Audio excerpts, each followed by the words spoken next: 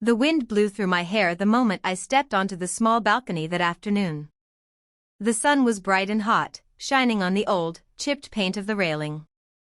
I could smell fried onions coming from the kitchen window. I had just returned from my part-time job, still wearing my blue uniform shirt, sweat sticking to my back. My older brother, Liam, was already standing outside. He leaned on the railing, looking lazy but with that same little smirk he always wore before saying something cruel.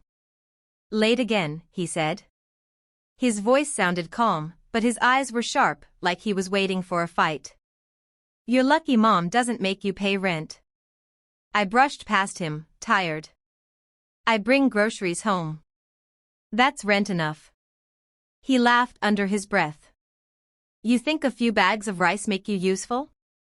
Before I could reply, Mom's voice shouted from the kitchen. "Liam, tell your sister to help with dinner instead of standing around doing nothing." I wanted to shout back that I had been working since morning, but Liam stepped closer, his grin getting wider. "You heard her," he said. "Move it." There was always something in his smile that made my stomach twist, like he was enjoying something only he understood. I turned away, muttering, "You're 26 and still jobless. Maybe you should help for once." His grin dropped. His face changed. "Say that again," he said. I ignored him and walked toward the door. That's when he grabbed my arm, hard. The railing was right behind me. "What's your problem?" I snapped. He smiled again. "Just curious," he said, and gave me a little shove. I stumbled backward, my heart jumping. He laughed. "Relax. It's just a dare. Don't you trust your big brother?" Before I could move, he pushed harder. For 1 second, my body felt like it was floating. Then the world spun, air, sunlight, and shock, before I hit the ground. Pain exploded through my shoulder. A scream came out of me before I even knew I was still alive. The balcony wasn't high enough to kill me, but it was high enough to break me. My arm burned. My knees were bleeding. I looked up and saw Liam leaning over the railing, still smirking. Then Mom came out. She didn't even run. She just looked down from above, squinting like she was checking to see if I dropped the groceries instead of myself. "For God's sake," she yelled. "It was just a joke. Don't make a scene." Blood dripped from my elbow. My hands shook as I tried to stand. He pushed me. I shouted. Liam crossed his arms. It was a dare. She slipped. Mom rolled her eyes. "You're fine. Get up and clean yourself. You always exaggerate." I sat on the cold cement, dizzy and crying while neighbors peeked through their windows. No one came to help. No one ever did. That night my arm was swollen and purple. I could barely move it. Mom refused to take me to the hospital. "You want me to waste gas because you tripped over your pride," she said, folding clothes. "You should have laughed. Families tease each other." Liam walked by, chewing on a bag of chips. "You should thank me," he said with a grin. "Now you've got a funny story to tell your sad little friends at work." I wanted to throw something at him, but my hand shook too much. He patted my head like I was a dog. "Next time," he said, "try to land better." That night I locked myself in the bathroom. I looked at the bruises under the flickering light. My reflection didn't look like me anymore. My eyes were tired. My heart was smaller. I whispered to the mirror, "They'll never call it a joke again." The next morning, I wrapped my arm in a scarf and went to work. My boss, Mrs. Turner, noticed. "Who did that to you?" she asked. I lied. She didn't believe me. But instead of pushing, she just said quietly, "You're strong. Take an extra shift if you want." I worked 12 hours that day. My arm hurt the whole time, but I didn't stop. Because working meant I didn't have to go home. When I finally did, Liam was playing video games, laughing into his headset. Mom was watching TV, cigarette hanging from her fingers. "You look exhausted," she said. "Don't be dramatic. You're not the first person to get hurt." I didn't answer. I went to my room, shut the door, and wrote a promise on a piece of paper. I will make them regret calling their cruelty fun. For the next few weeks, I stayed quiet. I smiled, helped with chores, laughed at Liam's jokes. They thought I was back to normal. But I wasn't. Every night, I planned. Every dinner, I recorded. One evening, I left my phone on the table while we ate. Liam bragged, laughing. "She cries too easily," he said. I barely pushed her. Mom laughed. "She always wants attention. If she didn't scream, I'd think she was dead." Their laughter cut through me like glass. But this time, I didn't cry. I just let the phone record every word. Later that night, I stayed up editing the audio, cutting my voice out so only theirs played. Their laughter, their cruelty, proof. The next morning, I handed Mom her coffee. "You might want to listen to something," I said. "What?" she asked. I pressed play. Their voices filled the kitchen, laughing, mocking, cruel. Mom froze. Liam stopped chewing. "You recorded us," she whispered. "Yes," I said. "And I sent it to everyone who thinks you're good people." Her face turned pale. "Who?" "The pastor. Aunt Rose. My boss." Liam jumped up. "You're insane." "No," I said softly. "I'm done."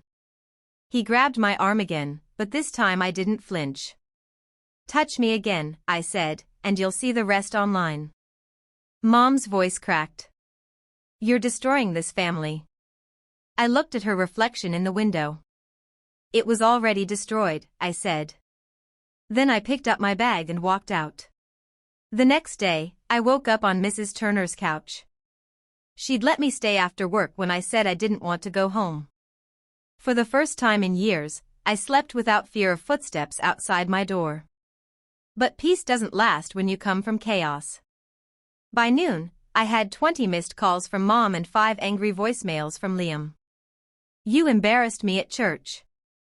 Come home before I make you regret it." Then Mom's voice came, cold and shaking. "You're no daughter of mine." I stared at the phone until it stopped buzzing. Mrs. Turner walked in with 2 cups of tea. "You okay?" "Yeah," I lied. She studied me. "You're not going back, are you?"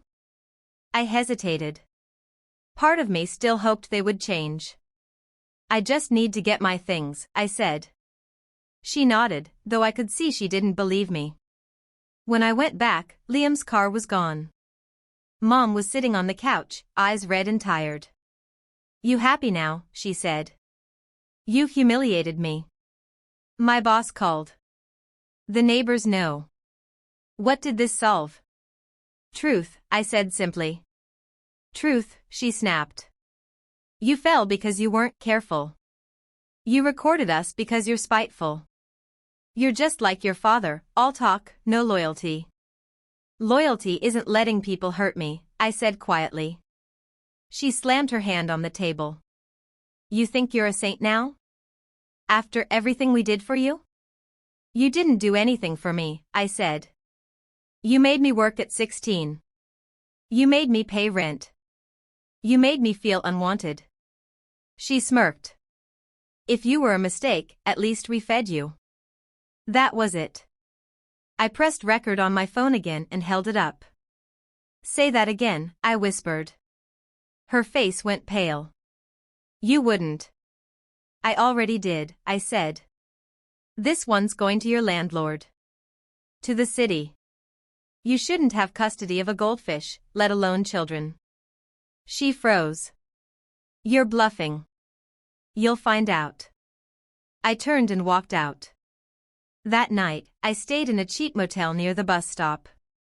I sent the recordings to her landlord and a local community aid group that helps abuse victims. I didn't expect miracles, I just wanted truth. 2 days later, Mom called again. This time her voice was trembling. "They're talking about evicting me," she said. "Do you know what you've done?" "You did that," I said. "You called it fun. You called it love." There was silence. Then a soft sound, maybe tears, maybe anger. "You think this makes you better than us," she whispered. "No," I said. "It makes me free." Liam never called. But I saw his posts online, jokes about his crazy sister. I realized then that revenge wasn't about hurting them. It was about leaving them to face themselves. A week later, I went back one last time. The house looked worse, messy yard, curtains closed. I knocked. Liam opened the door, thinner now. "Wow, the traitor returns," he said. "Where's Mom?" I asked. "Inside, crying over bills," he said. "You really ruined her life." "Good," I said calmly. He frowned. "You've changed." "Maybe," I said. "Or maybe I just stopped being afraid." He laughed nervously. "What are you doing here?" "I came for what's mine," I said. He rolled his eyes. "You don't own anything here." I pulled out a folder. "Actually, I do. The appliances, the furniture, all paid with my money." He froze. "You're lying." I showed him the receipts. "Not anymore." He lunged at me, but I stepped back. Mom ran in, shouting, "Stop this." "No," I said. "You stop pretending this is family. You stop calling abuse a joke." Her lips trembled. For a second, I saw shame. But then she whispered, "You'll regret this." I smiled. I already did, for 25 years. Then I walked out, a folder in hand, leaving them in their collapsing kingdom. That night, I didn't cry. I thought I would. But instead, I felt light. For the first time, they were the ones trapped, not me. I moved into a small apartment above a bakery where Mrs. Turner worked. It smelled like coffee in the morning and peace at night. At first, the silence scared me. People like me don't know quiet. But slowly, it became safety.